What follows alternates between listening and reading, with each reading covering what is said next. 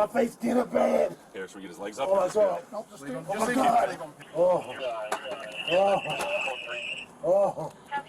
Oh. You are witnessing positional asphyxia.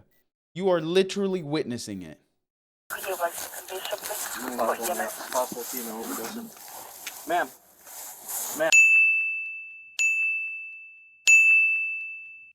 What's going on, beautiful people? Every year, white nationalists take to Twitter to use their snowflakey voices to advocate for the freedom of former police officer Derek Chauvin. They claim Derek did not kill George Floyd. That's false. I'm going to debunk these myths, which are rooted in widow feelings. Through this debate, I've come to find there are three major opinions on this topic. One, the I don't believe Derek killed George Floyd, thus he shouldn't be in jail group. This group is primarily MAGA. Two, there's the I believe Derek killed George Floyd, but he shouldn't be in prison because it was justified group. And three, there's the I believe Derek unjustly killed George Floyd and thus he deserves to be in prison. This video doesn't address whether Derek was racist or if he intentionally killed George Floyd. It also doesn't address if Derek's police training should have exonerated Derek of his crimes. I'll make a separate video on those topics. Let's get started. Myth number one, the original autopsy report proves his cause of death was from heart disease and fentanyl overdose. Wrong. You don't know what you're talking about, people. Dr. Andrew Baker is the pathologist and medical examiner who was a key witness in the murder trial for the defense. He's the one who made the diagnosis on the original autopsy report. Let's hear about what Dr. Baker himself had to say about his report. Do you recall describing the level of fentanyl as a fatal level of fentanyl? I recall describing it in other circumstances. It would be a fatal level, yes. In other circumstances.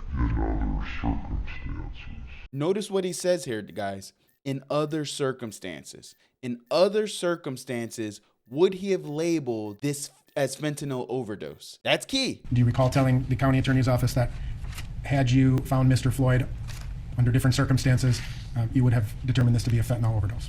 So I don't recall specifically what I told the county attorney, but it almost certainly went something like this. Had Mr. Floyd been home alone in his locked residence with no evidence of trauma, and the only autopsy finding was that fentanyl level, then yes, I would certify his death as due to fentanyl toxicity. So what I clarified for the U.S. Attorney and the Federal Bureau of Investigation was my opinion as to what happened to Mr. Floyd, and that is he experienced a cardiopulmonary arrest in the context of law enforcement subdual, restraint, and neck compression. It was the stress of that interaction that tipped him over the edge, given his underlying heart disease and his toxicological status. In the context of law enforcement subdual, restraint, and neck compression. For all you maggots who didn't actually take a look at the autopsy report, here it is. This was Dr. Baker's ruling. Cardiac arrest, complicating law enforcement subdual, restraint, and neck compression. He listed atherosclerotic disease that you can see here, hypertension. He also listed fentanyl use as well as meth use as contributing factors. However, they were not directly responsible for his death, meaning had Derek not subdued George, or had Derek provided more timely CPR, George would likely still be alive. But the main point of contention is that he didn't list asphyxia as a cause of death. You're triggering me. Because remember, Dr. Baker's testimony was this: had Mr. Floyd been home alone in his locked residence with no evidence of trauma and the only autopsy finding was that fentanyl level, then yes, I would certify his death as due to fentanyl toxicity. Well, duh. No shot, Sherlock. We could at least assume he didn't have a freaking police officer compressing his airway for 9.5 minutes at home. That's not normal. In most cases of drug overdose, no one knows the events that led up to or after the person's death, so it's reasonable to make that assumption. Opioid overdose is a clinical diagnosis based on signs, based on symptoms, based on patient history, and response to Narcan. This means one lab value, such as this, right here, does not determine the cause of death. People walk into the emergency department for completely different reasons, are diagnosed with a completely different condition, and are sometimes found to have benzos or opioids in their urine. In George Floyd's case, we saw everything leading up to his death. There's a video of it, multiple videos. Oh, by the way, did you know Dr. Baker didn't even watch the video leading up to George Floyd's death prior to the autopsy because he didn't want to bias himself? I did not want to bias my exam by going in with any preconceived notions that might lead me down one pathway or another. So it was then several days after you'd done your work on the autopsy that you saw the videos? One video I saw shortly after the autopsy, and that was the one that I think most of the public had seen through Facebook or other social media. The other videos, such as the cup surveillance video and the body-worn camera videos, I did not see until 3 or 4 days after the autopsy. You're triggering me. What? Medical examiners don't have typical patients like most doctors do. They need to look at all the evidence that is available and combine that with objective data, because guess what? Dead patients can't give you a history of what happened. But we literally have a video 30 minutes long before this man dies, and you don't want to watch it to gain more insight? To me, that's criminal. You have the information, use it. You guys are dumb. That's like taking an open book test, but refusing to use the open book to answer the questions because you want to be challenged. Boy, if you don't open that book and get you an A. Myth number 2, lethal levels of fentanyl in the blood means overdosing. Wrong. There is currently no universally accepted level of fentanyl guaranteed to cause death. Even low doses of fentanyl have been found to cause death. Again, interpretation of drug concentrations is very context dependent. Patients have different tolerances due to different metabolic profiles and different tolerances of opioids from sustained use. George Floyd was a druggie. We know this. His tolerance is higher compared to mine or probably yours. Dr. Vic Baberta testified that the levels of fentanyl in George Floyd's body were low, and that generally, patients with more than 40 nanograms of fentanyl typically overdose. George Floyd had about 11 nanograms, as we saw in his autopsy. But once again, this fact alone does not rule in or rule out fentanyl overdose as a cause. There are many studies that measure serum fentanyl levels, each with fluctuating concentrations of fentanyl. One study by Anderson et al., which you can see here, found that blood serum concentrations in post-mortem specimens, i.e. they're dead, cannot be directly compared with studies from living patients. They observed that post-mortem fentanyl blood concentrations were on average up to 9 times higher than in living patients with serum levels at the same dose. It's like comparing apples to apple pie. Or maybe orange pie, I don't know, they're just different. Myth number 3, George Floyd endorsed classic symptoms of overdose. Wrong. What are classic symptoms of overdose? Check this video out. Hi, I'm Officer Chad Ditch with the Wichita Police Department's Public Information Unit. Fentanyl is a drug that's overtaking our community and our schools. I wanted to provide you with some information today on what you can do if you find somebody overdosing on fentanyl. First of all, this is what fentanyl looks like. It comes in powder form or pills, often disguised to look like other prescription drugs. If a person is overdosing, you need to recognize the symptoms and act fast. Here are some of the signs you might see. Slowed breathing, cold and clammy skin, blue-colored lips and fingernails, nausea, dizziness, drowsiness. Now make sure you guys remember those symptoms, okay? Nausea, dizziness, drowsiness, sleepy, somnolent, cold and clammy skin. Now let's actually watch some film prior to George Floyd's arrest. Let's see it with our own eyes. Let me see your hands. Damn, man. Stay in the car. Let me see your other hand. I'm sorry. Let me see your other hand. Please, Miss Officer. Both hands. Do nothing. Put your fucking hands up right now. Let me see your other hand. All right. What I do though? What do we do? Put your hand up there. Put your fucking hand up there. Jesus Christ. Keep your fucking hands on the wheel. Keep your fucking hands on the wheel. Yes, sir. I'm sorry, Miss Officer. Who else is in the car? I got shot. This is my Put friend. your foot back I'm in. sorry, Miss Officer. Clearly he's coherent, clearly he understands what's going on. Now mind you, he's not following directions all the time, but this doesn't look like someone who's confused. Doesn't look like someone who doesn't know what they're doing. He doesn't look sleepy. I'm so sorry. God dang, man. Man, I got shot the same way, Miss Officer, before. Okay, well, when I say let me see your hands, you put your fucking hands up. I'm so sorry, Miss Officer. You got him? Man, dang, man. Put your hands on top of your head. Man, so I was... Man. I just lost my mom, man. Taking one out. Step out and face away. So sorry. Step out and face away. Please don't shoot me, Mr. Officer. Please. Don't shoot me, man. Step out and face away. Can you not shoot me, man? I'm not shooting you.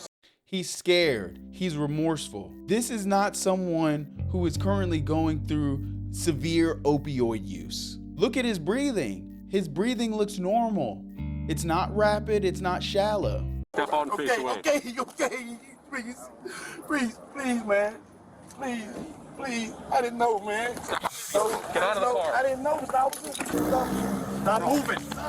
I'm not gonna do nothing. Put your hands behind your back then. I'm not gonna do nothing. Face in the floor. Jim's over home. I ain't gonna do nothing that's wrong, man. Come on, walk with me. Walk with me. Walk with me. My feet, man. Man. Stand up. I already know what some of y'all are gonna say, but he shouldn't have been resisting arrest. That's not the point of this video. Stupid. Stop deflecting. That's not the point of this video. Stick to the topic, okay? I don't care if someone jaywalks. I don't care if somebody else dies in this same clip. All I care about is whether Derek Chauvin killed George Floyd and if this looks like opioid overdose or not. That's it. Okay, maggots? Why you doing me like this? Stand up. God, Come on. man. All right, what's your name? George. George? George Perry Floyd. I don't know what's going on. Spell it for me. G-E-O. Yep. R-G-E. Will. Please stay with me, man. Thank you. God, man. I didn't know all this was gonna happen, man. Y'all, I'm gonna die in here. Take a seat. I'm gonna die, man. You need to take a seat right now. And I just had COVID, man. I don't want to go back to that. Take a Okay, seat. I'll roll the windows No. down. Hey, listen. I don't want to try to win. I don't want to win. I'm claustrophobic. You ain't gonna win. I'm claustrophobic and I got anxiety. I don't want to do nothing to I'll them. roll the window down. Man, I'm scared as fuck, man. He talks about being claustrophobic and anxious. I can't breathe. I'm claustrophobic. I'm anxious. Makes a lot of sense to me. People who say, oh, he said he can't breathe. He said he can't breathe. That must be his fentanyl. No. You guys are dumb. Make common sense great again. Make common sense great again. On the ground. I appreciate that. I do.